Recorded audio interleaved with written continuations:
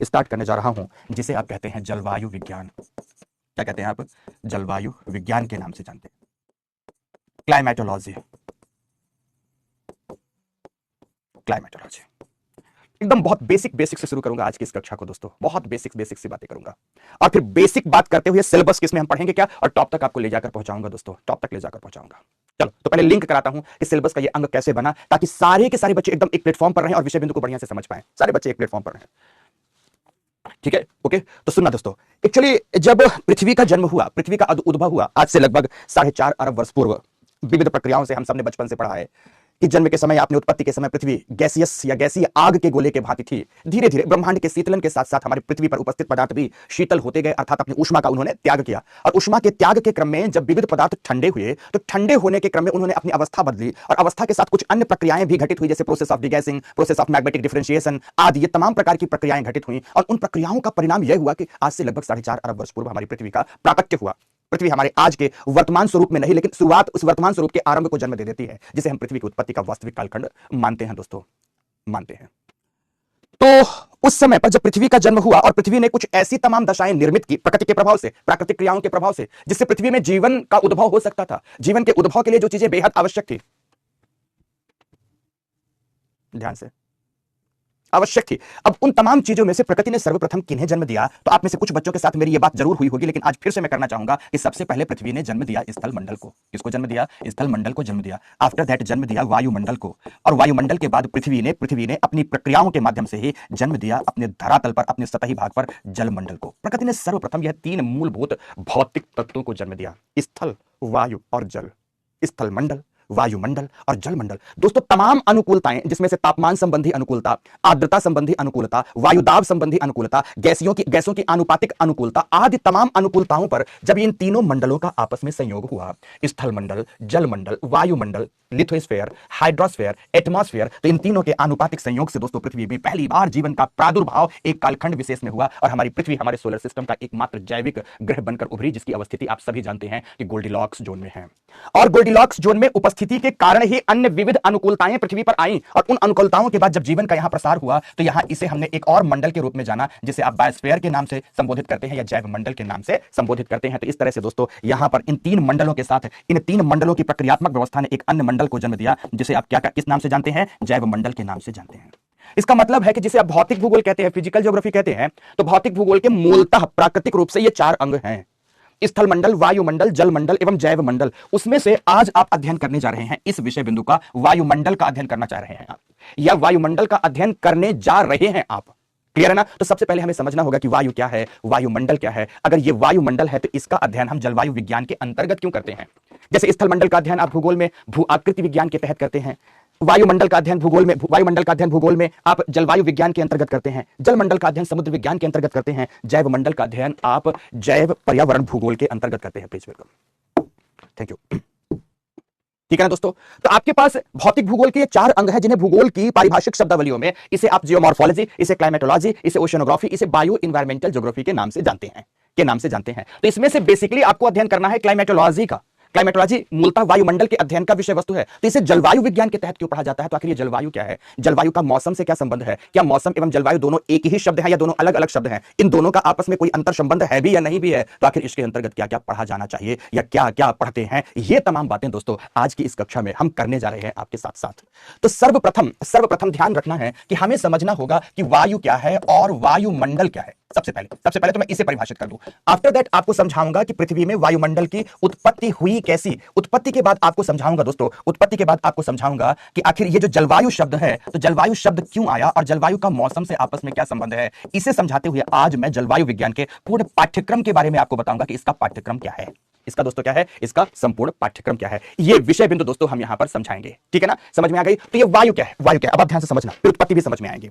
कि शुरुआती दौर पर हमने कहा कि हमारी पृथ्वी उत्पत्ति कालखंड में पूरी तरह से उच्च तापीय गैसीय आग के गोले के भांति थी। मतलब जब तापमान बहुत अधिक हो रहा होगा, तो आप सभी जानते हैं कि आप किसी भी पदार्थ का तापमान बढ़ाएंगे तो उसमें अवस्था में परिवर्तन आता है। अवस्था में परिवर्तन का मतलब है कि अगर पदार्थ ठोस है तो ठोस से प्लाज्मा होगा, प्लाज्मा से तरल होगा और तरल से गैसियस मास में बदल जाएगा। तो उच्च तापमान के कारण हमारी पृथ्वी शुरुआती दौर पर गैसियस मास के रूप में थी, लेकिन एक कालखंड विशेष में ये ठंडा होने की प्रक्रिया से हमारी ऊपरी भूप्रपटी पूरी तरह से ठोस हो गई, जिसे हम किसके नाम से जानते हैं? क्रस्ट के नाम से जानते हैं। हमारी ऊपरी भूप्रपटी ठोस हुई, जिसे आज हम क्रस्ट के नाम से जानते हैं। और ये ठोस भूप्रपटी के चारों ओर एक निश्चित ऊंचाई तक गैसों का आवरण पाया जाता है।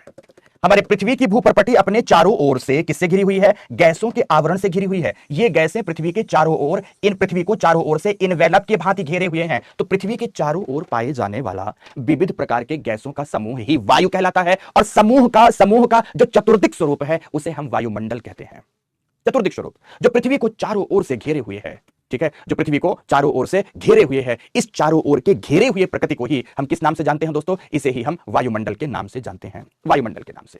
तो आखिर इसका गुण क्या है, इसका स्वभाव क्या है, इसका चरित्र क्या है, ये सब भी पढ़ेंगे। जिसे आप वायुमंडल का घटक, वायुमंडल के संगठक, वायुमंडल की संरचना, वायुमंडल का महत्व जैसा विषय बिंदु शुरू होगा। लेकिन शुरुआती दौर पर पहली एक बात कि हमारी पृथ्वी के चारों ओर विविध प्रकार की गैसों का आवरण उपस्थित है। और यह आवरण है क्यों? पृथ्वी की गुरुत्वीय शक्ति के कारण।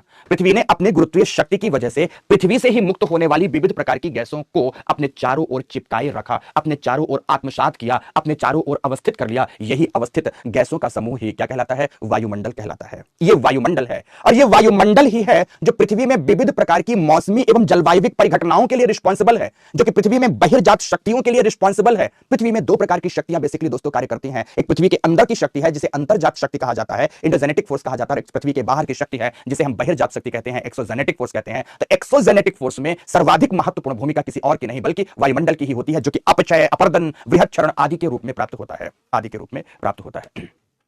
समझ गए मेरी बात? करें, आदि के रूप में प्राप्त होता है। तो आप इस प्रक्रिया के माध्यम से आज की इस पहली कक्षा, मतलब क्लाइमेटोलॉजी की पहली कक्षा की शुरुआत कुछ इस प्रकार से करेंगे। सभी हेडिंग देंगे जलवायु विज्ञान, और जलवायु विज्ञान हेडिंग देने के बाद आप डैश देकर आप टॉपिक में अगर आएंगे तो क्या लिखेंगे? विषय बिंदु। अभी टॉपिक नहीं चल रहा, विषय बिंदु में प्रवेश चल रहा है। विषय बिंदु के प्रवेश के रूप में आएंगे तो लिखें सभी वायुमंडल। देखो कैसे विषय में प्रवेश करेंगे। वायुमंडल, क्या लिखा आपने? वायुमंडल। अब वायुमंडल लिख दिया तो क्या लिखेंगे आप सभी? लिखें भौतिक भूगोल का एक महत्वपूर्ण अंग, भौतिक भूगोल का एक महत्वपूर्ण अंग जिसका अध्ययन जलवायु विज्ञान के रूप में, जिसका अध्ययन जलवायु विज्ञान के रूप में किया जाता है। जलवायु विज्ञान के रूप में किया जाता है। पूर्ण विराम, पूर्ण विराम। अब शुरुआत होती है यहां से। लिखो वायुमंडल क्या है, इसकी बात करेंगे। लिखिए हमारी पृथ्वी गुरुत्वीय शक्ति के प्रभाव से, हमारी पृथ्वी गुरुत्वीय शक्ति के प्रभाव से अपने चारों ओर पाए जाने वाली विविध प्रकार की जगह के लिखेंगे, विविध प्रकार के गैसों के समूह से घिरी हुई है। विविध प्रकार के गैसों के समूह से घिरी हुई है, घेरे हुए हैं, ये इनवेलप के भांति घेरे हुए हैं ना, घिरी हुई है, जिसे हम वायुमंडल के नाम से जानते हैं। जिसे हम वायुमंडल, एटमॉस्फेयर, जिसे हम वायुमंडल के नाम से जानते हैं, वायुमंडल के नाम से जानते हैं। पूर्ण विराम हो गया, वायुमंडल ये है। तो अब प्रश्न उठता है कि ये वायुमंडल आया कैसे पृथ्वी में? प्रश्न उठता है कि ये वायुमंडल का अस्तित्व पृथ्वी में हुआ कैसे, कहां से आ गया? तो हेडिंग देंगे सभी वायुमंडल की उत्पत्ति, वायुमंडल की उत्पत्ति, या ऐसा कह सकते हैं उत्पत्ति एवं विकास, एवोल्यूशन ऑफ एटमॉस्फेयर, उत्पत्ति एवं विकास। बहुत अच्छे से समझाऊंगा दोस्तों, बहुत ध्यान से सुनना। वायुमंडल की उत्पत्ति एवं विकास, तो यहां पर लिख देता हूं।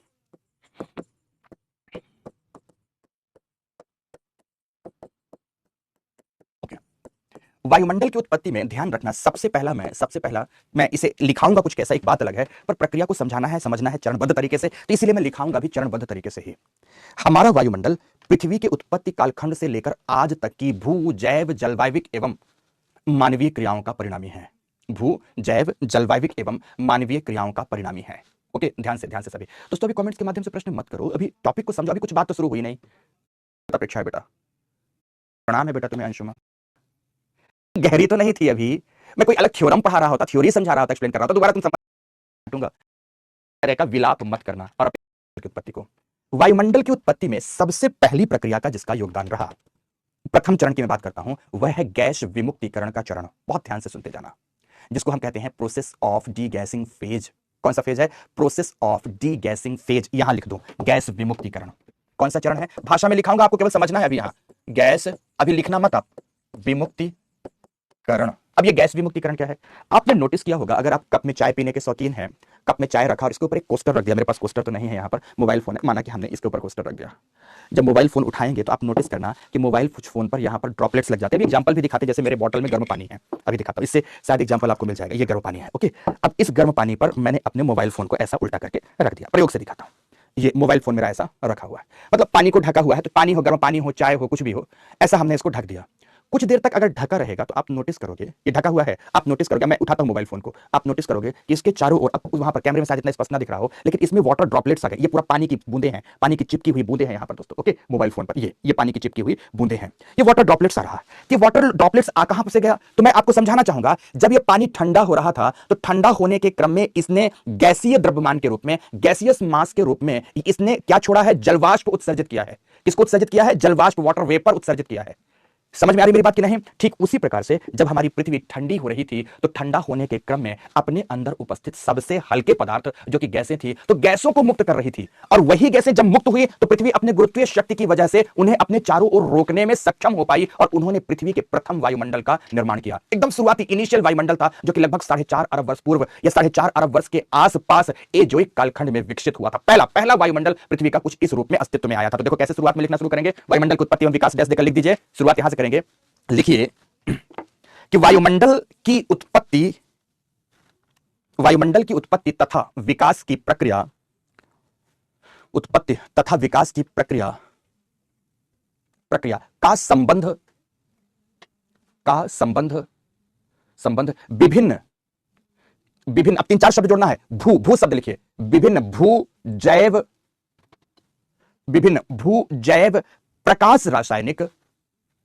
भू जैव प्रकाश रासायनिक एवं मानवीय क्रियाओं का परिणामी है। भू जैव प्रकाश रासायनिक एवं मानवीय क्रियाओं का परिणामी है, जिसे निम्नलिखित चरणों में समझ सकते हैं।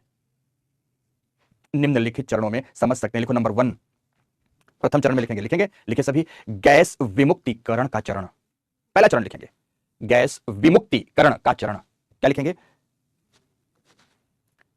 Process of degassing phase, English में, ओके। हिंदी लिखो, हिंदी माध्यम है तो क्या लिखेंगे अब इसमें? लिखो, आरंभ में हमारी पृथ्वी उच्च तापीय आग के गोले के भांति थी। उच्च तापीय आग के गोले के भांति थी। पूर्ण विराम लगाएं। फिर क्या लिखेंगे? ध्यान से लिखें, शीतलन के क्रम में। जबरदस्त सी लाइन दोस्तों, ये सारी बातें आपको पुस्तकों में पढ़ने में नहीं मिलेंगी। ये सब एकदम शानदार सी बातें, अलग अलग जगह से रिसर्च से सजोई हुई बातें हैं। तो क्या लिखेंगे? शीतलन के क्रम में पृथ्वी से इसके सबसे हल्के पदार्थ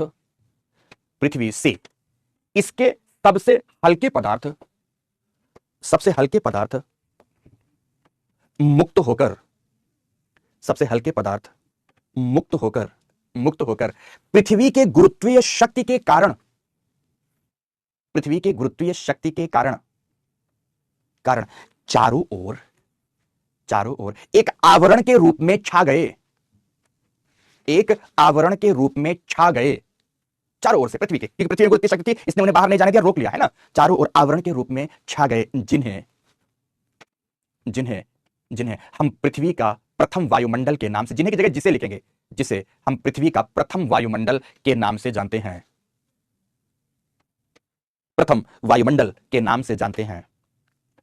पूर्ण विराम लगाएं। पूर्ण विराम लगाकर लिखेंगे, परंतु यह वायुमंडल आज के समान नहीं था। इसकी विशेषता क्या थी? कि यह वायुमंडल आज के समान नहीं था, बल्कि तो कैसा था? बल्कि विरल, इतना सघन नहीं था जैसा आज का वायुमंडल, विरल एवं कार्बनिक सल्फ्यूरस गैसों की प्रधानता वाला था। कुछ कार्बनिक गैसें थी, कुछ सल्फ्यूरस गैसें थी, इनकी प्रधानता वाला था। नाइट्रोजनी गैसें भी थी, कार्बनिक, सल्फ्यूरस, नाइट्रोजनी गैसों की प्रधानता वाला था, पूर्ण विराम। ये तमाम गैसों की प्रधानता थी इस समय पर। विरल था, पर जो गैसें थी ये थी, ऑक्सीजन वगैरह कुछ नहीं था। मतलब ऑक्सीजन इधर मॉलिक्यूल्स के रूप में आप इस तरह से मुक्त ऑक्सीजन आप नहीं देखोगे, है ना, कुछ ये गैसें थी, ये गैसें थी। पूर्ण विराम, पहला चरण समाप्त हुआ। अब दूसरे चरण पर बात करते हैं। दूसरे चरण पर बात करते हैं। एक चरण है जिसमें हम प्रकाश रासायनिक क्रिया की बात करेंगे। किसकी बात करेंगे? प्रकाश रासायनिक क्रिया की बात करेंगे। और दूसरे नंबर पर दोस्तों यहां पर प्रकाश रासायनिक क्रिया के साथ साथ हम एक और तीसरे चरण की बात करेंगे, ज्वालामुखीय प्रक्रिया का चरण, है ना। तो सबसे पहले प्रकाश रासायनिक प्रक्रिया का चरण लिखेंगे, प्रकाश रासायनिक प्रक्रिया का चरण। चरण, अब प्रकाश रासायनिक प्रक्रिया के चरण में क्या है, इस बात को समझें। देखो, वायुमंडल में थी दोस्तों जलवाष्प। जलवाष्प का मतलब है H2O। अब इस H2O में पराबैंगनी किरणों का प्रहार हुआ। पराबैंगनी किरणों में अल्ट्रावायलेट रेज में खासकर अल्ट्रावायलेट सी की बम्बार्डिंग हुई, और उस बम्बार्डिंग के बाद यह H2O दो चीजों में टूटा, हाइड्रोजन अलग हो गया और ऑक्सीजन अलग हो गया। अब ऐसे H2O एक नहीं टूटे बल्कि असंख्य टूटे। जब असंख्य टूटे तो दूसरे का भी ऑक्सीजन मिला, तो ये दोनों मिलकर आणविक ऑक्सीजन, मॉलिक्यूलर ऑक्सीजन के रूप में अस्तित्व में आए। अर्थात वायुमंडल में हाइड्रोजनी गैसें, ऑक्सीजन गैसें आदि भी अस्तित्व में आने लगी इस प्रक्रिया के परिणाम स्वरूप। तो प्रकाश रासायनिक क्रिया के चरण में लिखेंगे, लिखें वायुमंडल में उपस्थित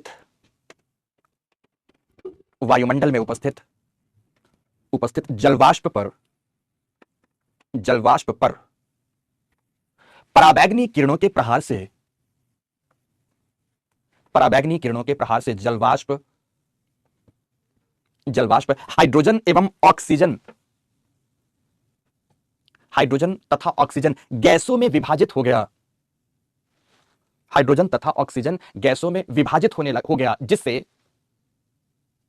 जिससे यह गैसें भी वायुमंडल का अंग बनने लगी। वायुमंडल का अंग बनने लगी। साथ ही इसी कालखंड या काल अवधि में चट्टानी भारी तत्वों के विघटन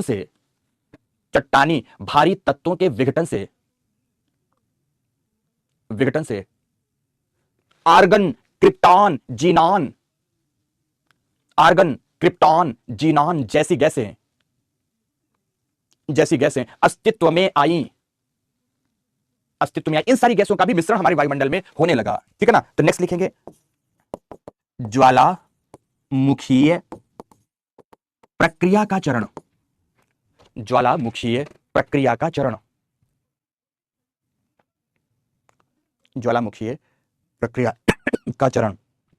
डैश देकर लिखेंगे। डैश देकर क्या लिखेंगे? लिखो नहीं, पहले ज्वालामुखी प्रक्रिया के चरण को समझो। देखो दोस्तों, पृथ्वी के उद्भव के बाद लाखों करोड़ों वर्षों तक ये तमाम प्रक्रियाएं चलती रहीं, और इन प्रक्रियाओं के चलने के बाद लगभग आज से 3.5 अरब वर्ष पूर्व के आसपास पृथ्वी के सतही भाग में प्रचुर मात्रा में ज्वालामुखीय क्रियाएं हुई। इस कालखंड को जब ज्वालामुखीय क्रियाएं बहुत अधिक मात्रा में हुई, आप जियोलॉजिकल टाइम स्केल के अंतर्गत मुझसे ही पढ़ेंगे, या आपने पढ़ा होगा, जिसे कहते हैं great टेक्टो volcano time period, Archaeozoic कालखंड की बात है।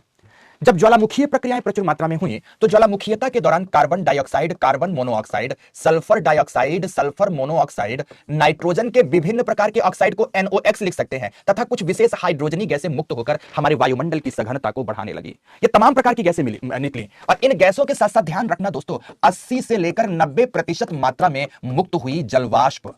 H2O क्या है? यह है जलवाष्प। तो जलवाष्प भी हमारे वायुमंडल का अंग बनने लगी। किस प्रक्रिया से? ग्रेट टेक्टो वोल्केनिक प्रक्रिया से, अर्थात ज्वालामुखीय प्रक्रिया से। यहां पर वायुमंडल में यह तमाम गैसें और अतिरिक्त मात्रा में मिश्रित होकर वायुमंडल की सघनता को बढ़ाई, वायुमंडल के विकास प्रक्रिया में अपना योगदान दी। तो लिखें सभी के सभी, ध्यान से लिखें, पृथ्वी के उद्भव के लाखों करोड़ों वर्षों के उपरांत, पृथ्वी के उद्भव के लाखों करोड़ों वर्षों के उपरांत, या के दौरान भी कर सकते हैं, लाखों करोड़ों वर्षों के दौरान, उपरांत की जगह दौरान और अच्छा शब्द रहेगा, दौरान घटित ज्वालामुखीय प्रक्रियाओं, सिमरन बिल्कुल यूज कर सकते हैं बेटा, घटित ज्वालामुखीय प्रक्रियाओं से जलवाष्प के साथ साथ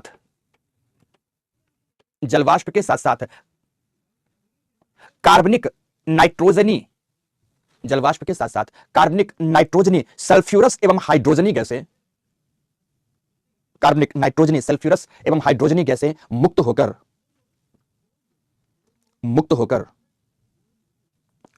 हमारे वायुमंडल का अंग बनती गई। ये वायुमंडल में जुड़ती गई, वायुमंडल का विकास प्रक्रिया में अपनी भागीदारी निभाती गई, अंग बनती गई। अर्थात हमारा वायुमंडल और समृद्ध होता गया, हमारा वायुमंडल और समृद्ध होता गया। पूर्ण विराम, पूर्ण विराम। तो अब चौथे नंबर पर आता है प्रकाश संश्लेषण, फोटोसिंथेसिस की बात करना है। प्रकाश संश्लेषण की क्रिया का चरण, प्रकाश संश्लेषण की क्रिया या प्रक्रिया, कुछ भी लिख देंगे, प्रकाश संश्लेषण की क्रिया या प्रक्रिया का चरण। ठीक है, तो क्या लिखेंगे? डैश देकर लिखें कि पृथ्वी पर पादप जगत, पादप जगत, ब्रैकेट लिखेंगे सागर एवं स्थल, पहले सागर लिखेंगे फिर स्थल लिखेंगे। पृथ्वी पर पादप जगत के उद्भव एवं विकास के साथ ही, पादप जगत के उद्भव एवं विकास के साथ ही व्हाट, क्या हुआ, घटना क्या घटित हुई? लिखेंगे प्रकाश संश्लेषण की प्रक्रिया, प्रकाश संश्लेषण की प्रक्रिया घटित होने लगी। फोटोसिंथेसिस करेंगे, वनस्पतियां होंगी तो अपने जीवन जीने के लिए प्रकाश संश्लेषण की क्रिया करेंगे, घटित होने लगी, जिससे कार्बन डाइऑक्साइड जैसी गैसों की मात्रा में, कार्बन डाइऑक्साइड जैसी गैसों की मात्रा में कमी आने लगी, जबकि जैसी गैसों की मात्रा में कमी आने लगी, जबकि ऑक्सीजन की मात्रा में वृद्धि हुई। ऑक्सीजन बढ़ेगी, कार्बन डाइऑक्साइड घटेगी। अच्छा, कार्बन डाइऑक्साइड वगैरह क्या केवल इसी प्रक्रिया से घटी या कोई और भी प्रक्रिया काम करी? तो वो भी साथ में यहां पर जोड़ देते हैं, ठीक है ना, पूर्ण विराम लगाकर लिखेंगे। ध्यान देंगे कि, क्या ध्यान देना है तो लिखेंगे आगे, ध्यान देंगे कि कार्बन डाइऑक्साइड, सल्फर डाइऑक्साइड एवं नाइट्रस ऑक्साइड, प्रतीक चिन्ह लिखेंगे सबके, कार्बन डाइऑक्साइड, सल्फर डाइऑक्साइड एवं नाइट्रस ऑक्साइड जैसी गैसें आरंभिक वर्षा जल के साथ आरंभिक वर्षा जल के साथ क्रिया कर अम्ल वृष्टि के रूप में, अम्ल वृष्टि शुरुआती दौर में बेहद अम्ल वृष्टि हुई है एसिड रेन दोस्तों, अम्ल वृष्टि के रूप में धरातलीय जलमंडल एवं स्थल मंडल में, धरातलीय जलमंडल एवं स्थल मंडल में निक्षेपित हुई, धरातलीय जलमंडल एवं स्थल मंडल में निक्षेपित हुई। पूर्ण विराम, ठीक है ना। 5वें नंबर पर आइए और लास्ट लिखिए। अब यहां तक देखो कैसे कैसे विकास होता गया। अब लास्ट लिखे मानवीय क्रियाओं के प्रभाव का चरण,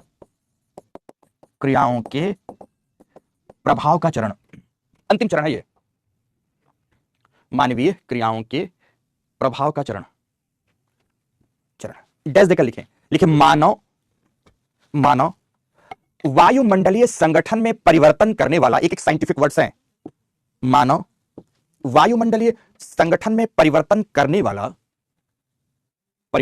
वाला पृथ्वी का एक महत्वपूर्ण सक्रिय कारक है,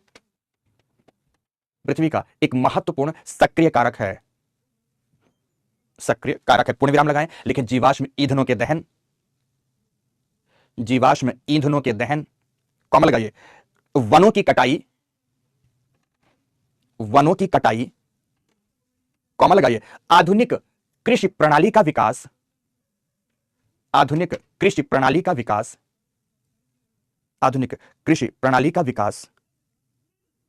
जैसी तमाम क्रियाओं से ग्रीन हाउस गैसों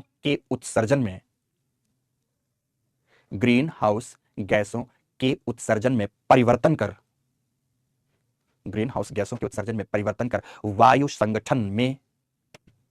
वायु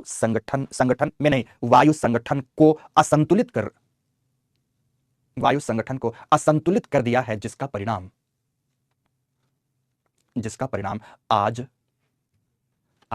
जलवायु परिवर्तन के रूप में देखने को मिलता है, पूर्ण विराम। तो ये 5 विषय बिंदु हैं दोस्तों।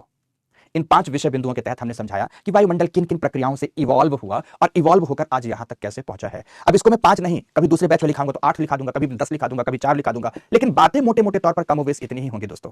ये ध्यान रखना, ये फर्स्ट टाइम ऑनलाइन क्लास में ये फॉर्मेट दे रहा हूं। वायुमंडल की उत्पत्ति वगैरह नहीं पढ़ाता था, बट आपको मेरा मन किया क्यों नहीं मैं पढ़ाऊं।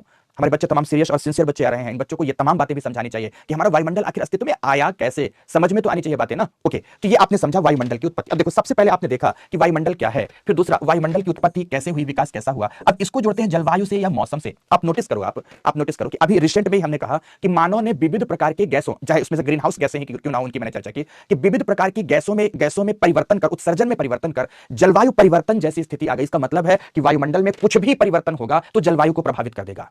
किसको प्रभावित कर देगा? जलवायु को प्रभावित कर देगा। तो आखिर वायुमंडल से ही जुड़ा है क्या जलवायु? जवाब मिलेगा यस, बिल्कुल जलवायु। तो आखिर जलवायु है क्या? जलवायु को समझना है, मौसम को समझना है, आफ्टर दैट इसके पाठ्यक्रम को समझना है। दोस्तों इसके पाठ्यक्रम में है क्या? क्लियर है इतनी दूर तक सबको? ये इतनी दूर तक क्लियर हो बेटा सभी?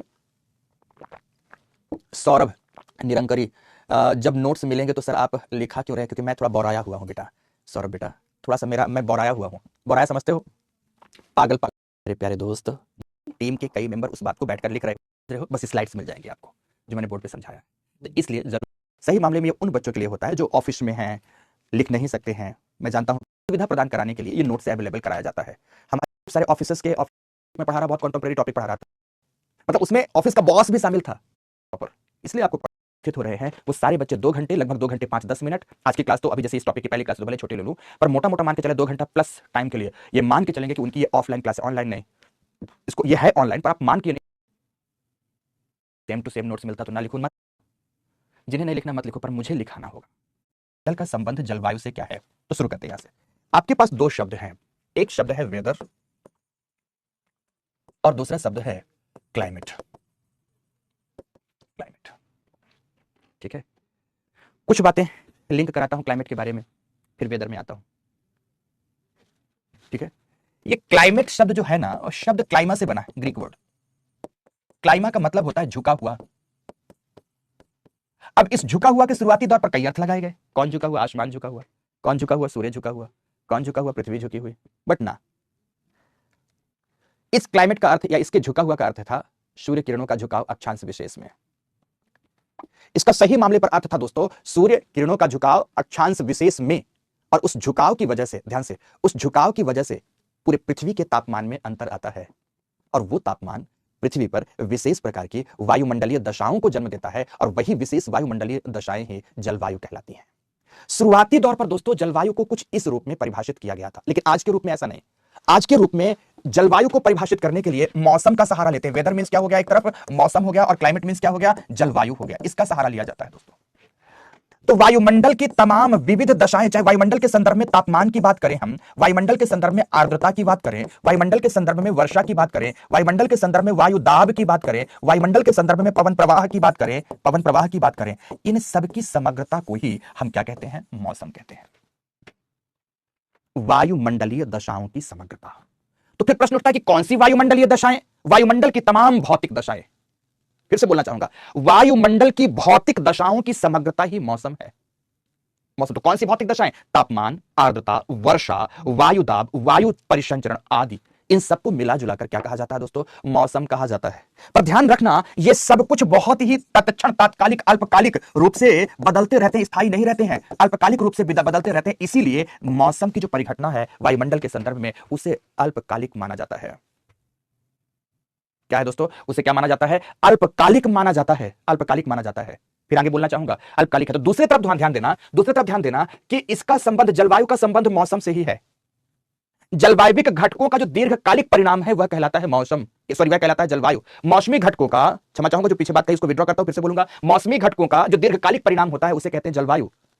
और यह दीर्घकालिक परिणाम होता है बेसिकली मौसमी दशाओं के लगभग 30 से 32 या 32 से 35 वर्षों का जो औसत योगमान प्राप्त होता है। ध्यान रखना, जो औसत योगमान प्राप्त होता है किसका? मौसमी दशाओं का।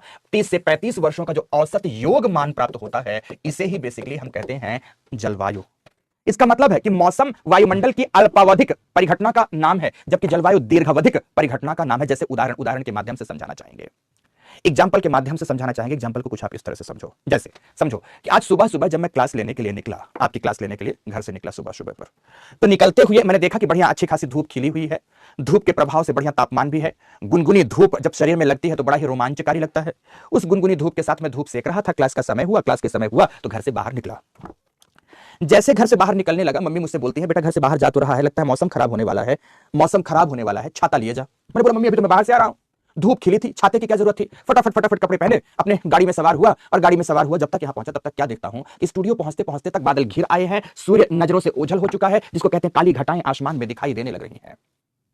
काली घटाएं आसमान में दिखाई देने लगी। देखो अभी सुबह सुनहरी गुनगुनी धूप मैंने देखी, घर में पहुंचा तो मौसम के खराब की सूचना मम्मी ने दी, यहां तक पहुंचा तो बादल घिर आए हैं। स्टूडियो में जब मैं पहुंच गया, क्लास लेने लगा, तो क्या सुनता हूं स्टूडियो की खिड़की से, मैं क्या देखता हूं कि बाहर ताबड़तोड़ मूसलाधार बारिश, झमाझम बारिश चल रही है। ना केवल बारिश है, बल्कि जैसे सुबह शांत मौसमी दशाएं थी, शांत वायुमंडल था, वैसा वायुमंडल नहीं है, बल्कि पवन के झकोरे भी हैं। तेज वर्षा के साथ पवन के झकोरे भी दिखाई दे रहे हैं। मैं जैसे ही निकला स्टूडियो से क्लास लेकर, बारिश के प्रभाव से कार तक पहुंचते पहुंचते दोस्तों भीग गया। घर पहुंचा, मम्मी दरवाजे पर बैठी थी, खूब डांटी, बोली पहले तुझे बोल रही थी कि छाता लिए जा, मौसम बदलने वाला है, मौसम में बदलाव नजर आता, तू मेरी बात तो सुना नहीं और भाग गया, भीग गया, जुकाम लग जाएगा, ये हो जाएगा, वो हो जाएगा, एटसेट्रा एटसेट्रा एटसेट्रा। तो दोस्तों अभी कुछ ही घंटों के अंदर वायुमंडल में जो ये परिवर्तन आपने देखा, कुछ ही घंटों के अंदर यह परिवर्तन देखा कि पहले धूप थी तो तापमान अधिक था, बारिश थी तो तापमान नीचे गिर गया। पहले धूप थी, खुला आसमान था, अब बादल है, बादल आसमान में तो धूप ओझल हो गई। समझ रहे मेरी बात की नहीं? पहले धूप थी तो आर्द्रता सापेक्षिक रूप से कम थी, लेकिन वर्षा है, आर्द्रता सापेक्षिक रूप से अधिक हो गई। तो वायुमंडल के विविध घटकों में, चाहे पवन की बात किया हो हमने, वायुदाब की बात किया हो, तापमान की बात किया हो, आर्द्रता की बात किया हो, वर्षा की बात किया हो, इनमें जो अल्पकालिक रूप से कुछ ही घंटों की अवधि में जो परिवर्तन आया है दोस्तों, इसे ही हम मौसम कहते हैं। घंटों की अवधि में, मिनटों की अवधि में, दिनों की अवधि में जो ये परिवर्तन आया है दोस्तों, ये परिवर्तन मूल रूप से मौसमी परिवर्तन है। क्या है दोस्तों? ये मौसमी परिवर्तन है। लेकिन अब ये जलवायु नहीं कहोगे आप, इसे आप जलवायु नहीं कहोगे तो जलवायु क्या कहलाता है? देखो, किसी स्थान विशेष में मौसमी परिघटनाएं तो पाई जाती ही हैं। अब उन मौसमी परिघटनाओं का पहले एक महीने का एवरेज निकाल लो, फिर एक साल का एवरेज निकाल लो, फिर 30 से 32 सालों का एवरेज निकाल लो, उस एवरेज को जोड़ो, हर वर्ष के एवरेज को जोड़ो, और एवरेज जोड़कर जो आपको योगमान प्राप्त होता है दोस्तों, उसे ही बेसिकली हम लोग क्या कहते हैं? जलवायु कहते हैं। इसीलिए हम मौसम को अल्पकालिक परिघटना मानते हैं और जलवायु को दीर्घकालिक परिघटना मानते हैं। यह भी ध्यान रखना कि प्रत्येक जलवायु का कारण मौसम ही होता है, अर्थात जलवायु मौसम से बनी होती है। समझ रहे मेरी बात की नहीं? जलवायु किससे बनी होती है? मौसम से बनी होती है। तो इन दोनों का अपरिहार्य संबंध है एक दूसरे से। तो फिर प्रश्न उठता है कि सर हम इसे पढ़ते क्यों हैं? इसलिए पढ़ते हैं क्योंकि पृथ्वी में पाया जाने वाला मानव जीवन अपनी प्रत्येक क्रियाओं के लिए निर्भर रहता है वहां पाई जाने वाली जलवायु पर। किस पर निर्भर रहता है? जलवायु पर। वहां जलवायु कैसी है, वैसा ही मानव का जीवन होगा, वैसा ही मानव का आर्थिक क्रियाकलाप होगा। ना केवल आर्थिक क्रियाकलाप, बल्कि सामाजिक, सांस्कृतिक, वैचारिक क्रियाकलाप भी मानव के वैसे ही होंगे। मतलब जलवायु का मानव जीवन पर गहरा छाप होता है। इसलिए दोस्तों इस विषय बिंदु का अध्ययन हम भूगोल विषय के अंतर्गत करते हैं। तो कैसा लिखोगे? हेडिंग दोगे सभी, हेडिंग दोगे दोस्तों सभी के सभी, सभी ध्यान से लिखिएगा। हेडिंग देकर लिखिए मौसम बनाम जलवायु, मौसम बनाम जलवायु, मौसम versus climate, weather versus climate. ठीक है, शुरू करूंगा। लिखिए वायुमंडल अपने रासायनिक संगठन के साथ साथ, वायुमंडल अपने रासायनिक संगठन के साथ साथ, कुछ विशिष्ट भौतिक गुणों से युक्त होता है। कुछ विशिष्ट भौतिक गुणों से युक्त होता है। कुछ विशिष्ट भौतिक गुणों से युक्त होता है। पूर्ण विराम लगाएं। जैसे तापमान, कॉमा, वायुदाब, तापमान, वायुदाब, आर्द्रता, वर्षा एवं पवन प्रवाह,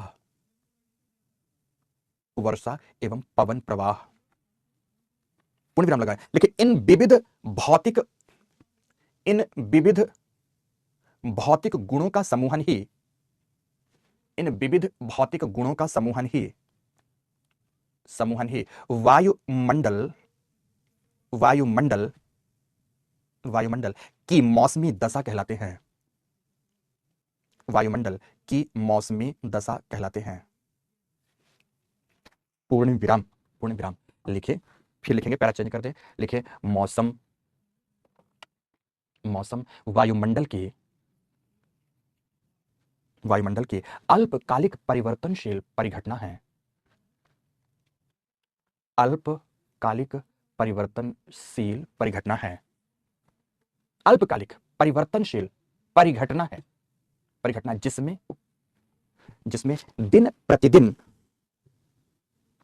प्रतिदिन कॉमा लगाइए, पल प्रतिपल या क्षण प्रतिक्षण परिवर्तन देखने को मिलता है।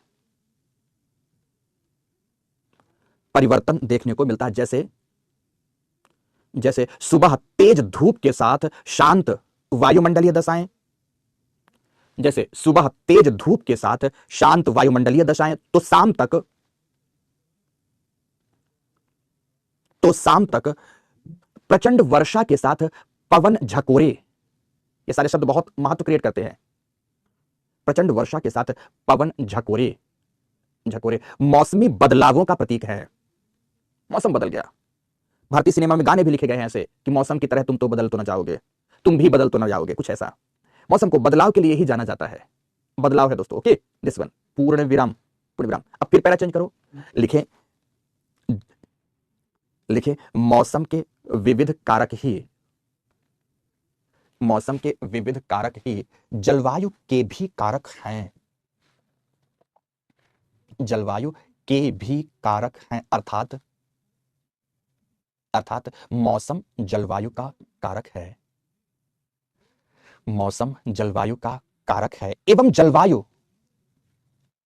जलवायु मौसम का परिणाम, जलवायु मौसम का परिणाम। पूर्ण विराम लगा दो, पूर्ण विराम लगा दो। लेकिन लेकिन अब लेकिन के साथ क्या जोड़ोगे? लेकिन जलवायु वायुमंडल की, लेकिन जलवायु वायुमंडल की दीर्घकालिक दीर्घकालिक परिघटना है जिसे जिसे विश्व मौसम विज्ञान संस्थान ने जिसे विश्व मौसम विज्ञान संस्थान ने 30 से 35 वर्षों विश्व मौसम विज्ञान संस्थान ने 30 से 35 वर्षों वर्षों के मौसमी दशाओं के योग मान, 30 से 35 वर्षों के मौसमी दशाओं के योग मान, मौसमी दशाओं के औसत योगमान, औसत योगमान के रूप में परिभाषित किया है।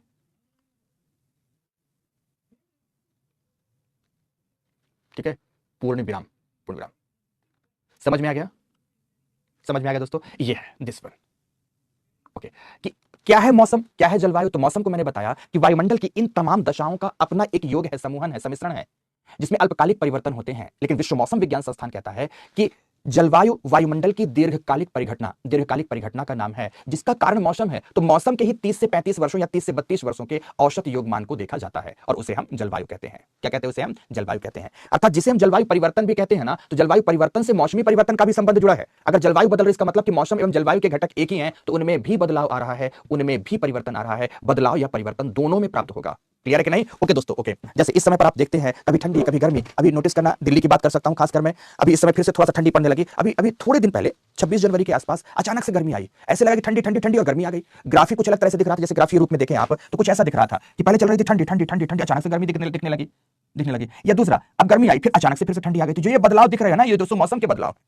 और ये मौसम के बदलाव आए क्यों हैं? ग्लोबल वार्मिंग के प्रभाव से। किससे हैं दोस्तों? ग्लोबल वार्मिंग के प्रभाव से। ग्लोबल वार्मिंग के प्रभाव से जो क्लाइमेट चेंज हो गया ना, उस चेंज से ये तमाम चीजें दिखने लगी हैं, तमाम चीजें दोस्तों दिखाई देने लगी हैं। पहले गर्मी के दिन अधिक हुआ करते थे, लेकिन अब हो क्या गया? ठंडी और गर्मी के दिन आनुपातिक रूप से हुआ करते थे। मतलब जिसको हम कहते हैं भारत में सीजन, तो स्पष्ट रूप से दिखती थी ऋतुएं कि गर्मी थी, ठंडी थी, बसंत था, शरद था। बसंत का महीना भी समझ में आता है। अब ऐसे देखो चल रहा है, गर्मी है, गर्मी है, गर्मी है, गर्मी है, गर्मी, ठंडी आ गई, ठंडी आई, ठंडी की अवधि धीरे से घट गई, ठंडी आई, थोड़ी सी ठंडी चली, खत्म ठंडी, और फिर गर्मी है, गर्मी है, गर्मी है, गर्मी है, गर्मी है, गर्मी। मतलब इस तरह से गर्मी का ग्राफ हुआ है दोस्तों। गर्मी बढ़ गई है, बसंत गायब होने लगा, शरद गायब होने लगा, थोड़ी सी बची है सर्दी, थोड़ी सी दोस्तों बची है सर्दी। ये क्या है? ये सब कुछ क्लाइमेट चेंज का परिणामी है। ये सब कुछ ग्लोबल वार्मिंग का परिणामी है दोस्तों, सब कुछ ग्लोबल वार्मिंग का परिणामी है। ये जो स्थिति आपको देखने को मिल रही है।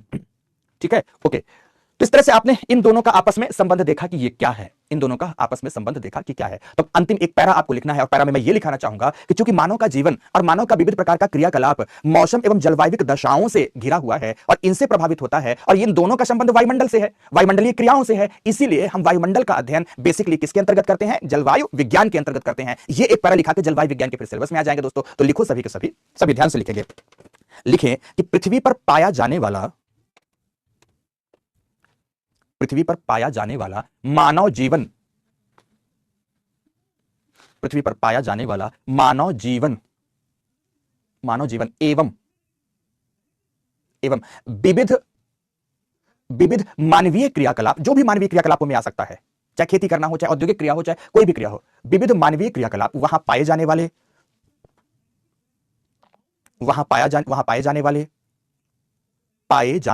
मौसमी एवं जलवायविक दशाओं से सर्वाधिक रूप से प्रभावित होता है। मौसमी एवं जलवायविक दशाओं से सर्वाधिक रूप से प्रभावित होता है। इसलिए वायुमंडलीय दशाओं का अध्ययन जलवायु विज्ञान के अंतर्गत करते हैं। जलवायु विज्ञान के अंतर्गत करते हैं, का अध्ययन जलवायु विज्ञान के अंतर्गत करते हैं। पूर्ण विराम, पूर्ण विराम। ये बात यहां पर रुकती है दोस्तों। अब हम लिखेंगे जलवायु विज्ञान का पाठ्यक्रम, सिलेबस लिखेंगे, सिलेबस ऑफ क्लाइमेटोलॉजी।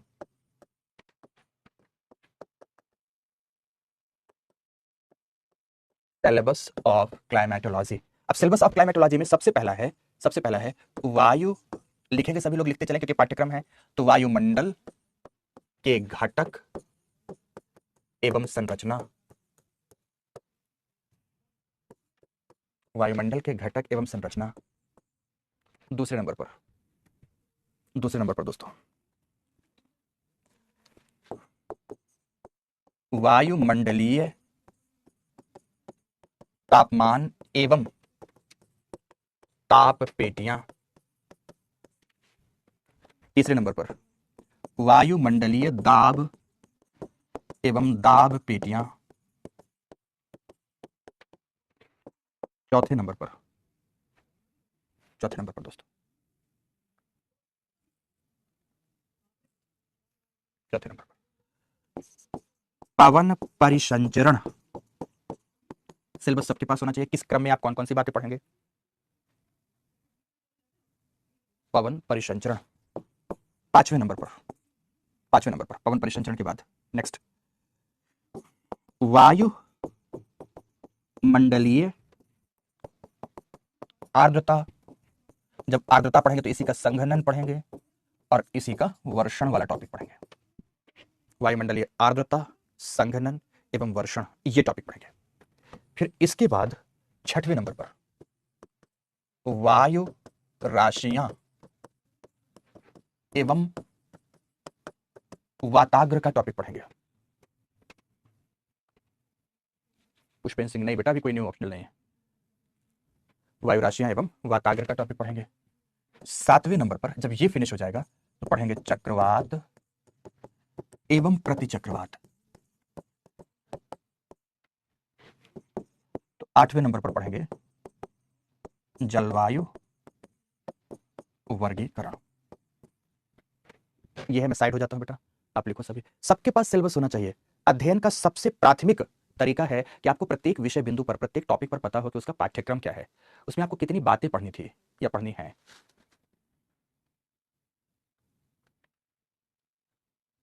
ठीक है,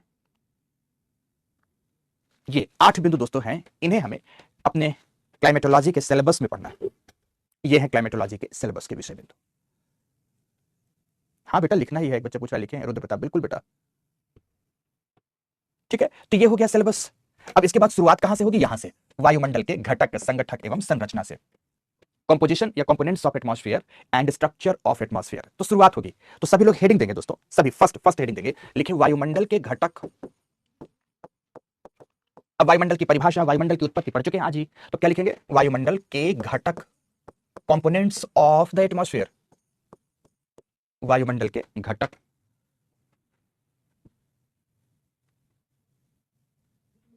ठीक है, वायुमंडल के घटक, कंपोनेंट्स ऑफ द एटमॉस्फेयर। अब घटक के बारे में लिखना है, लिखें वायुमंडल, एक लाइन की भाषा, वायुमंडल विविध प्रकार के गैसों के साथ साथ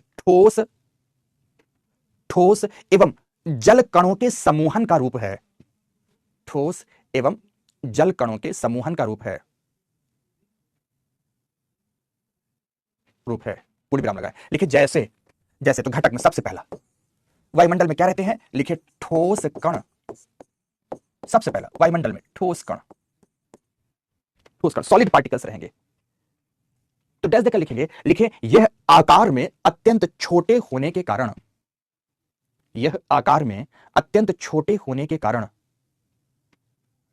हवा में निलंबित अवस्था में पाए जाते हैं। हवा में निलंबित अवस्था में पाए जाते हैं, जिन्हें suspended particulates matter, SPM, suspended particulates matter या एरोसॉल कहा जाता है। एरोसॉल कहा जाता है। पूर्ण विराम लगाओ। अच्छा, अब शुरू होती है यहां से बात समझने की। दोस्तों अभी आप जहां पर भी बैठे हो और बैठकर मेरी क्लास ले रहे हो, मैं जहां पर भी क्लास ले रहा हूं, आपको पढ़ा रहा हूं, या किसी भी वायुमंडल को आप देखते हो तो वायुमंडल में बेसिकली हमें न तो गैसें दिखती हैं, न जल तत्व दिखता है, न ठोस तत्व दिखता है। वायुमंडल पूरी तरह से हमें आर पार ट्रांसपेरेंट नजर आ रहा है, पारदर्शी नजर आ रहा है। न ठोस तत्व दिख रहे हैं, न वायुमंडल में उपस्थित जल तत्व दिख रहा है, न गैसें दिख रही हैं, कुछ भी नहीं दिख रहा है। पर ये हैं, पर इनकी उपस्थिति है, हमें नग्न आंखों से सामान्य दृष्टि से दिखाई तो नहीं देती, पर इनकी उपस्थिति है। अभी आपके पास सूक्ष्मदर्शी यंत्र हो तो सूक्ष्मदर्शी यंत्र के माध्यम से वायुमंडल में निलंबित इन असंख्य ठोस कणों को आप बड़ी आसानी से देख सकते हो। पहली तो विधि यह है। दूसरी विधि है कि किसी मशीन का सहारा नहीं लेना और प्राकृतिक तरीके से देखना कि यह है कि नहीं है। तो एक क्रिया कहलाती है टिंडल प्रभाव। नोटिस करना, जब किसी घर के अंदर सूर्य की किरणें अंधेरे में प्रवेश कर रही होती हैं, जैसे खिड़की से प्रवेश कर गई, दरवाजा बंद है, अंधेरा कमरे में, खिड़की से सूर्य की किरण प्रवेश कर रही है, या पुराना छापर वाला घर है जिसमें से छत टूटी है या कि छानी टूटी है, छापर टूटा है, तो उससे सूर्य की किरणें प्रवेश कर रही हैं। तो जब सूर्य की तिरछी किरणें कमरे में प्रवेश कर रही होती हैं तो जो सनरेज है, उस सनरेज में आप देखोगे कि असंख्य तैरते हुए सूक्ष्म कण आपको नजर आएंगे, जिसे हम टिंडल प्रभाव कहते हैं, जिसे हम क्या कहते हैं, टिंडल प्रभाव कहते हैं। वो जो सोलर बीम है ना, उस सोलर बीम में हमें तैरते हुए असंख्य कण दिखाई देते हैं। बेसिकली वो सोलर बीम का पार्ट नहीं है, वो हमारे वायुमंडल का पार्ट है। वायुमंडल में तैरते हुए असंख्य कण हैं, वो ये बात बताते हैं कि वायुमंडल में इन ठोस कणों की उपस्थिति है, जिन्हें हम सॉलिड पार्टिकुलेट्स मैटर के नाम से जानते हैं, एरोसॉल के नाम से जानते हैं, एरोसॉल के नाम से जानते हैं। तो फिर प्रश्न आता है कि क्या इन एरोसॉल्स की भूमिका है, इनकी भूमिका है। तो पहले इतनी बात लिखो कि इन्हें हम नग्न आंखों से नहीं देखते, लेकिन कैसे, तो लिखो, लिखो यह ठोस कण, शायद ये लाइन लिख लिया आपने, यह ठोस कण हमें नग्न आंखों से दिखाई नहीं देते, आकार में छोटे इसलिए। यह ठोस कण हमें नग्न आंखों से दिखाई नहीं देते, परंतु दिन में सूर्य किरणों के टिंडल प्रभाव की दशा में, दिन में सूर्य किरणों के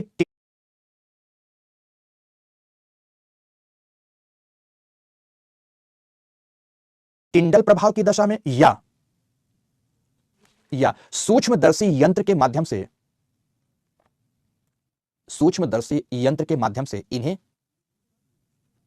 इन्हें अवश्य देख पाते हैं, सूक्ष्मदर्शी यंत्र के माध्यम से इन्हें अवश्य देख पाते हैं। पूर्ण विराम लगाए, लिखे इनकी अधिकता, जैसे ppm 10 plus ppm 10, ppm 2.5, ppm 1 जो वायुमंडलीय प्रदूषण में आती है, तो लिखेंगे इनकी अधिकता वायुमंडलीय प्रदूषण है, लेकिन इनकी अनुकूल दशा वायुमंडल के लिए अत्यंत आवश्यक है। इनकी अनुकूल दशा वायुमंडल की मौसमी दशाओं के लिए अत्यंत आवश्यक है। जैसे, एकदम नया फॉर्मेट लिखाने का दे रहा हूं आपको, अत्यंत आवश्यक है। जैसे, अब जैसे में इनकी क्या महत्ता है, इस विषय बिंदु पर चर्चा करूंगा। सबसे पहला लिखो, यह ठोस कण आर्द्रताग्राही नाभिक, इंग्लिश में बोलते हैं हाइग्रोस्कोपिक न्यूक्लियाई। इंग्लिश में क्या बोलेंगे, ये जगह जो खाली मैं यहां लिख देता हूं, हाइग्रोस्कोपिक न्यूक्लियाई आगे आप लिख देंगे। आर्द्रताग्राही नाभिक हाइग्रोस्कोपिक न्यूक्लियाई का कार्य करते हैं। सबसे पहली महत्ता है इसकी, हाइग्रोस्कोपिक न्यूक्लियाई का काम करें। अब ये क्या है हाइग्रोस्कोपिक न्यूक्लियाई? जो भी शब्द बोलूंगा ना दोस्तों, ये भी याद रखना ऑलवेज, सिंगल वर्ड भी बोलूंगा मुंह से, टेक्निकल शब्द होगा, जो भी ज्योग्राफी का शब्द होगा, पहले उसे समझाऊंगा तब आगे लिखाऊंगा।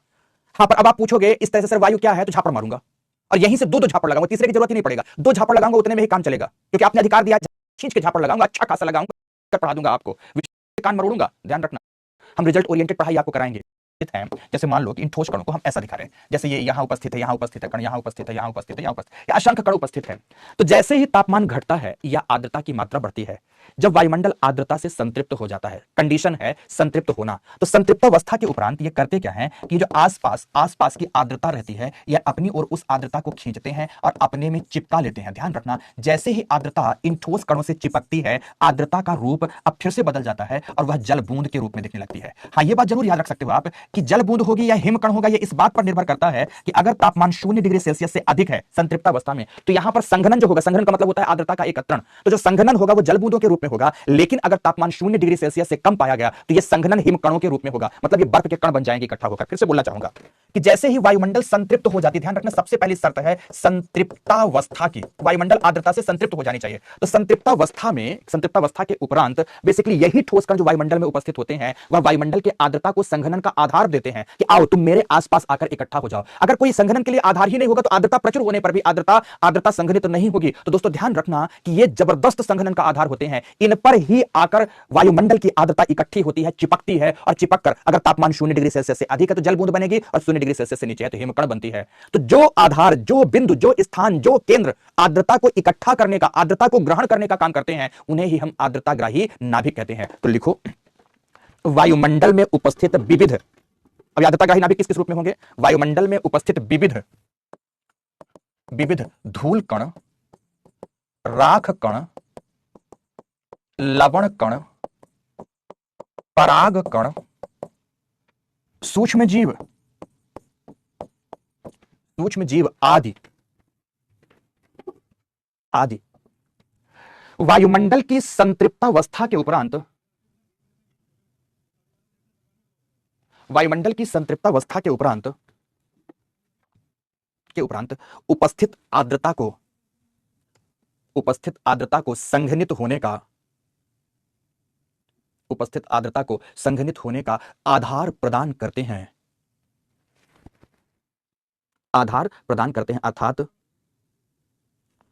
अर्थात इन ठोस कणों पर ही इकट्ठा होकर आर्द्रता जलबूंद या हिमकण के रूप में परिवर्तित होती है। जलबूंद या हिमकण के रूप में परिवर्तित होती है। मतलब अगर ये ना हो तो जलबूंदें बने ही ना, न जलबूंदें होंगी, ना बादल होगा, ना वर्षा होगी। ध्यान रखना, वायुमंडल आर्द्रता से भरा पड़ा रहेगा तब भी। तो ये है जो आधार प्रदान करते हैं। पहली बात समाप्त। अब दूसरी बात लिखता हूं इसका, ये फर्स्ट बात थी। अब इनका सेकंड इंपॉर्टेंस क्या है? सेकंड इंपॉर्टेंस है दोस्तों, इनका सेकंड इंपॉर्टेंस है, ध्यान रखना। नोटिस करो आप, दिन के समय आप आसमान का रंग नीला देखते हो, सुबह और शाम में लाल। क्यों? क्योंकि यह अपनी उपस्थिति की वजह से सूर्य किरणों का अवशोषण, परावर्तन, प्रकीर्णन आदि करते हैं। तो लिखो, यह ठोस कण सूर्य किरणों का परावर्तन,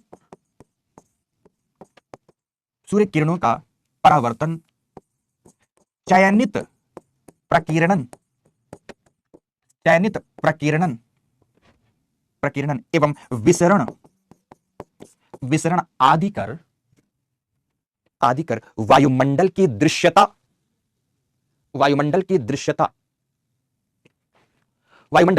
एवं रंग मतलब कलर को प्रभावित करते हैं। जैसे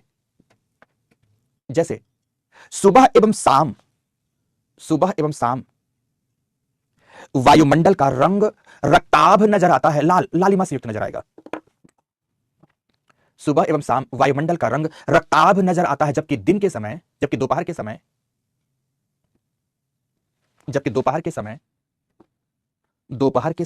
नीले रंग का पूर्ण विराम। ठीक है ना? एक तो बात ये आ गई, ठीक है ना? पहली बात तो ये। अब दूसरी बात इसमें क्या है? लिखे, पुनः सूर्य किरणों के प्रकीर्णन प्रभाव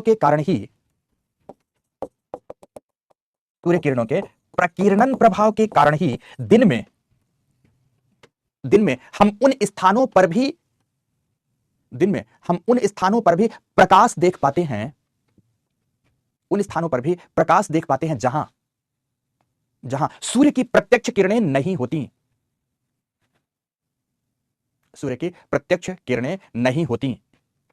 जैसे घर के अंदर धूप नहीं है, पर दरवाजे खिड़की खोल दीजिए तो प्रकाश आएगा।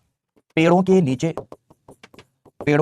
आदि, पेड़ों के नीचे धूप नहीं है क्योंकि छाया पड़ रही है सूर्य किरणों पर प्रकाश है, अंधेरा नहीं है आदि। पूर्ण विराम। एक बच्चा ये आज ही शायद आया होगा, जरूद्दीन सर एक बार आप लिख के दिखा दीजिए प्लीज। क्या मुझे लिख के दिखाना ये तो बता बेटा। अजरुद्दीन लिखना मुझे क्या ये तो बता दे। पाठशाला में पहली बात तो ये, और दूसरी पक्का बताएंगे बेटा, संघनन पक्का बताऊंगा बेटा। नहीं देख सकते लेकिन उनकी भूमिका इस रूप में है, ध्यान रखना। जब बात परावर्तन की आती है ना, तो परावर्तन का प्रभाव एल्बिडो के रूप में भी देखने को मिलता है। किस रूप में देखने को मिलता है? एल्बिडो के रूप में भी देखने को मिलता है। अर्थात तापमान पर भी विशेष प्रभाव होता है, ऊर्जा पर विशेष प्रभाव होता है ना। और प्रदूषण तो है ही, मैंने वो लिखा ही दिया आपको। तो ये है ठोस कणों की महत्ता। अब ठोस कणों के बाद दूसरे नंबर पर बात आती है कि क्या वायुमंडल में जल कण है? तो जवाब है यस। तो दूसरे नंबर पर लिखेंगे जल कण। अब जल कण वायुमंडल में किस रूप में रहते हैं? तो एक होते हैं अदृश्य रूप में, एक होते हैं अदृश्य रूप में जिसे आप क्या कहते हैं? जलवाष्प कहते हैं। जलवाष्प हमें दिखाई नहीं देती। और दूसरे होते हैं दृश्य रूप में, और दृश्य रूप में ये जलकण हमें वायुमंडल में किस रूप में दिखते हैं? बादल के रूप में दिखते हैं। तो जलकण उपस्थित हैं वायुमंडल में, इनकी भी उपस्थिति है, पर जब तक ये गैसीय रूप में है, जलवाष्प क्या है? जल का गैसीय रूप, जल का गैसीय रूप है। जब तक ये गैसीय रूप में होंगे हमें दिखाई नहीं देंगे, हम इन्हें नग्न आंखों से देख नहीं पाएंगे। आप जहां उपस्थित हो, मैं जहां उपस्थित हूं, हर जगह आर्द्रता है, हर जगह आर्द्रता का अपना अनुपात है, हर जगह अपना आर्द्रता का अनुपात है, पर हमें यह दिखाई नहीं देती, इसकी उपस्थिति जरूर है। वायु ड्राई नहीं है हमारे पास। और जब यह संघनित होकर जल बूंद या हिमकणों के समूह के रूप में आ जाती है तो इसे हम क्या कहते हैं? बादल कहते हैं। बादल कहते तो बादलों के रूप में दिखाई देगी, कोहरा के रूप में दिखाई देगी, बादल के रूप में दिखाई देगी, कोहरा के रूप में दिखाई देगी। यही हमें ओस कणों के रूप में दिखाई देगी, यही हमें पाला के रूप में दिखाई देगी। ओस कण, पाला कण इस रूप में दिखाई देती है। तो डैश देकर लिखेंगे कि वायुमंडल में उपस्थित जल कण,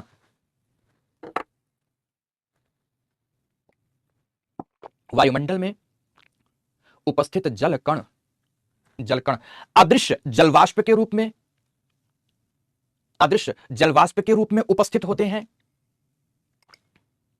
अदृश्य जलवाष्प के रूप में उपस्थित होते हैं। जबकि जबकि संघनित होने के उपरांत, संघनित होने के उपरांत दृश्य, दृश्य जलबूंद या हिम कणों के समूह, संघनित होने के उपरांत जलबूंद या हिम कणों के समूह बादल, बादल, कोहरा, कोहरा, ओस, पाला, ओस, पाला आदि के रूप में, आदि के रूप में दिखाई देते हैं।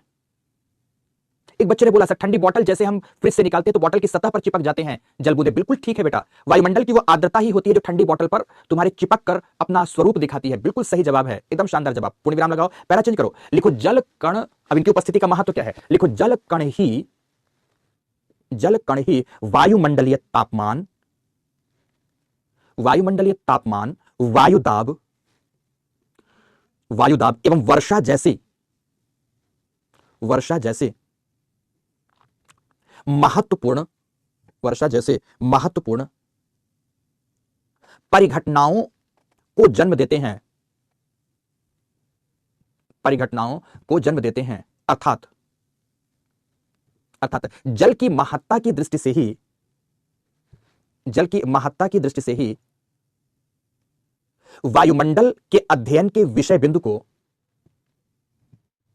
वायुमंडल के अध्ययन के विषय बिंदु को जलवायु विज्ञान, तो जल शब्द यहां भी आ गया, जलवायु विज्ञान कहा जाता है, जलवायु विज्ञान कहा जाता है। क्लाइमेटोलॉजी कहेंगे, क्या कहेंगे इसे? क्लाइमेटोलॉजी कहेंगे, जलवायु विज्ञान कहेंगे। पूर्ण विराम लगाएं, लेकिन यह वायुमंडलीय चालकता, तापमान की चालकता, यह वायुमंडलीय चालकता का भी मुख्य कारक है, कारक है। अरे जल नहीं होगा तो बारिश कहां से होगी? जल नहीं होगा तो बादल कहां से होगा? देखो समझो इस बात को, ठीक है। पूर्ण विराम। आनंद कुमार लिट, सर हम अपना नोट्स आपको कैसे दिखा सकते हैं? कैसे भी नहीं दिखा सकते, कैसे भी मुझे नहीं दिखा सकते बेटा। मेरे पास तक आप आ सकते हो, मेरे पास directly, directly Mukherjee Nagar office पहुंचो, सर से मिलना है। संस्था अगर उस समय पर मेरी क्लास नहीं चल रही होगी तो संस्था संभव है मुझसे मिलवा दे। अदरवाइज बेटा सुबह से लेकर शाम तक एक कक्षा से दूसरी कक्षा, एक स्टूडियो से दूसरी स्टूडियो, स्टूडियो से ऑफलाइन क्लासरूम, यही चलता रहता है हमारे जीवन में। ओके। फिर एक बच्चे ने पूछा है कि सर आपका नोट्स हम लोगों को कहां से मिलेगा? आसमान से। मेरे मेरे नोट्स आसमानी बारिश के रूप में आते हैं बेटा, वहीं से मिल जाते हैं पक्का। मेरे नोट्स आसमानी किताब है, धरती लोक की किताब नहीं है, इसलिए नहीं मिलेंगे। अरे यार लिखा रहे तो कौन से नोट्स चाहिए तुम्हें? लिखा रहे हैं बता बेटा, अब इससे ज्यादा क्या चाहिए? एक एक शब्द लिखा रहा हूं जो पढ़ाना है, उसके अलावा मेरे नोट्स कहां से मिलेंगे? तो आसमानी किताब है, आसमानी शब्द है तो आसमान से टपक आएंगे। और देखना किसी भी दिन, देखना सो के जगना, तो घर के बाहर हो सकता है किसी दिन बारिश हो और ये नोट्स तुमको मिल जाए, ऐसा हो सकता है बेटा। ओके, तो ये जलकण हो गए। और लास्ट तीसरे नंबर पर जो घटक है वायुमंडल का वह कौन है? लिखेंगे गैसें, गैसें, गैसों के बारे में, गैसों के बारे में सभी लोग लिखेंगे वायुमंडल के, ये वायुमंडल का, वायुमंडल के ही लिखो सबसे महत्वपूर्ण घटक, वायुमंडल के सबसे महत्वपूर्ण घटक, घटक लिख दिया आपने सबने? ठीक है तो बेटा अब लिखेंगे जिन्हें हम दो वर्गों में विभाजित करते हैं, जिन्हें हम दो वर्गों में विभाजित करते हैं। नंबर वन, स्थायी गैसें, स्थायी गैसें डैश देकर इसमें लिखेंगे जिनका अनुपात सामान्यतः, जिनका अनुपात सामान्यतः, सामान्यतः समान बना रहता है, जिनका अनुपात सामान्यतः समान बना रहता है। कैसे समान बना रहता है? जैसे जैसे सबसे पहले नाइट्रोजन, और नाइट्रोजन का प्रतिशत अनुपात है 78.08 के आसपास। ऑक्सीजन, इसका प्रतिशत अनुपात है 20.8 के आसपास। आर्गन, इसका अनुपात है 0.93 के आसपास। सभी गैसों में अनुपात आप लिख रहे हैं, सभी गैसों में अनुपात आप लिख रहे हैं। इनके अलावा लिखेंगे स्थायी गैसों में ही, इनके अलावा क्रिप्टॉन, जीनॉन, रेडॉन आदि अक्रिय गैसें, इसमें से हीलियम भी आता है, हीलियम भी है आदि, ये अक्रिय इनर्ट गैसें, इनका अनुपात लगभग समान बना रहता है सालों भर। ठीक है, साक्षी ढाकर बहुत अच्छा बेटा। ओके, अब अस्थायी गैसों की बात आती है। अस्थायी गैसों की बात आएगी दोस्तों, जिसमें कौन सी आएंगे, डैश देकर लिखना कि वह गैसें जिनकी आनुपातिक मात्रा में परिवर्तन की संभावना बनी होती है। आनुपातिक मात्रा में परिवर्तन की संभावना बनी होती, परिवर्तन पाया ही जाता, जनरली परिवर्तित होती है, या परिवर्तन होता रहता है, जैसे carbon dioxide CO2, methane CH4, ozone O3, ozone अरे विविध प्रकार के carbon dioxide, methane, carbon monoxide, sulphur के तमाम। जैसे कार्बन डाइऑक्साइड की मात्रा अगर कुल वायुमंडल के 0.03% है, पर यह मात्रा हमेशा इतनी नहीं है, इसमें परिवर्तन होता रहता है, परिवर्तन की गुंजाइश इसमें बनी ही रहती है, प्राकृतिक कारणों से भी और मानवीय प्रक्रियाओं से के प्रभाव से भी। ठीक है ना, बस एक लाइन इस पे और जोड़ेंगे, लिखो इन गैसों के अनुपात में परिवर्तन,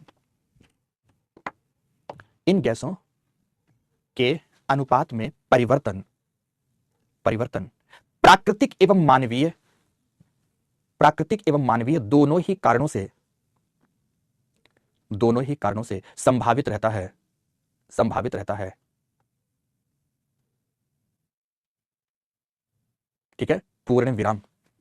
तो दोस्तों ये थी गैसें, विविध प्रकार की गैसें पाई जाती हैं, और इनका समूह ही क्या है, इनका समूह ही हमारा वायुमंडल है। तो जिसे हम वायुमंडल कहते हैं, रियलिटी यह है कि वह केवल गैसों का समूह नहीं है, बल्कि वायुमंडल में ठोस कण भी हैं, जल कण भी हैं और गैसीय कण भी हैं। पर हम लोग मुख्य रूप से इन्हें इसलिए जानते हैं कि गैसों का समूह, क्योंकि सबसे महत्वपूर्ण घटक यही है। अगर कुल अनुपात में देखेंगे तो जल कणों का अनुपात 2 से 4%, वायुमंडल के कुल आयतन में अगर जल कणों का या जल वाष्प की मात्रा देखेंगे तो 2 से 4% ही इसकी अनुपातिक मात्रा है। ठोस कण तो बहुत ही कम अनुपातिक मात्रा में है। मुख्य रूप से कौन पाई जाती है? गैसें ही पाई जाती हैं। इसीलिए इन्हें वायुमंडल का सर्वाधिक महत्वपूर्ण घटक माना जाता है। तो दोस्तों हमें इस चैप्टर में 2 बातें पढ़नी थी। एक वायुमंडल के घटक, कंपोनेंट्स ऑफ द एटमॉस्फेयर। तो कंपोनेंट्स के रूप में देखा आपने कि वायुमंडल 3 प्रकार के घटकों से मिलकर बना है। इसमें से सॉलिड पार्टिकुलेट्स मैटर है, तो दूसरी तरफ से वाटर पार्टिकुलेट्स मैटर है, जो कि 2 रूपों में होता है, और तीसरे नंबर पर गैसें पाई जाती हैं। इन सब से मिलकर के वायुमंडल बना होता है। तो अगली बात आती है कि वायुमंडल की संरचना कैसी है, स्ट्रक्चर ऑफ द एटमॉस्फेयर कैसा है। तो दोस्तों आज समय समाप्त हो चुका है, इसलिए आज स्ट्रक्चर वाली क्लास नहीं हो सकती है। स्ट्रक्चर की क्लास के लिए आपको उपस्थित होना होगा कल अपने एकदम नियत या निर्धारित समय 9:45 पर। ओके, तो कल उपस्थित होइए और स्ट्रक्चर से रिलेटेड तमाम प्रकार की बातें या वायुमंडल के महत्व से रिलेटेड तमाम प्रकार की बातें आपके साथ करेंगे दोस्तों। ओके, तो आज की इस कक्षा को इन्हीं तमाम बातों के साथ यहीं पर समाप्त करने की आपसे गुजारिश करूंगा, और मैं समाप्त करता हूं दोस्तों। आशा करता हूं कि जो भी बातें अभी इनिशियल विषय वस्तु में प्रवेश के लिए मैंने आपको यहां पर समझाई हैं, समझ में आई होंगी। बस इतना जरूर है कि कम से कम बेसिक लेवल पर जो 11th 12th की एनसीईआरटी आदि है उन्हें पढ़ डालिए। खुल्लर की बुक पढ़ डालिए, मतलब कोई भी बुक पढ़ डालिए ऐसा जिसमें बेसिक बातें तो एटलीस्ट आपको पता रहे। अगर वो नहीं पता होगा तो यूपीएससी की प्रिपरेशन में बेटा कठिनाई आपको बस नहीं आएगी, शिक्षक को भी प्रिपरेशन कराने में दिक्कत आने लगती है। तो आप कोशिश करेंगे कि थोड़ा सा अपने लेवल को आप करें और शिक्षक कोशिश करेगा कि थोड़ा आपके लेवल पर जाए, लेकिन दोनों के बीच एक संतुलन जरूरी है। उस लेवल तक शिक्षक नहीं जा सकता जिस लेवल की आप अपेक्षा करते हो, अन्यथा फिर वो लेवल टच नहीं कर पाएंगे हम जो यूपीएससी की अपनी डिमांड होती है। जरूरत है यूपीएससी की डिमांड को पूरा करने की। इसलिए दोस्तों मेहनत से आप भी लगिएगा, हम सब तो आपके साथ लगे ही होंगे, और मिलते रहेंगे इसी तरह हर दिन अपनी कक्षाओं को लेकर। धन्यवाद, बहुत बहुत धन्यवाद दोस्तों। क्लास की समाप्ति करता हूं।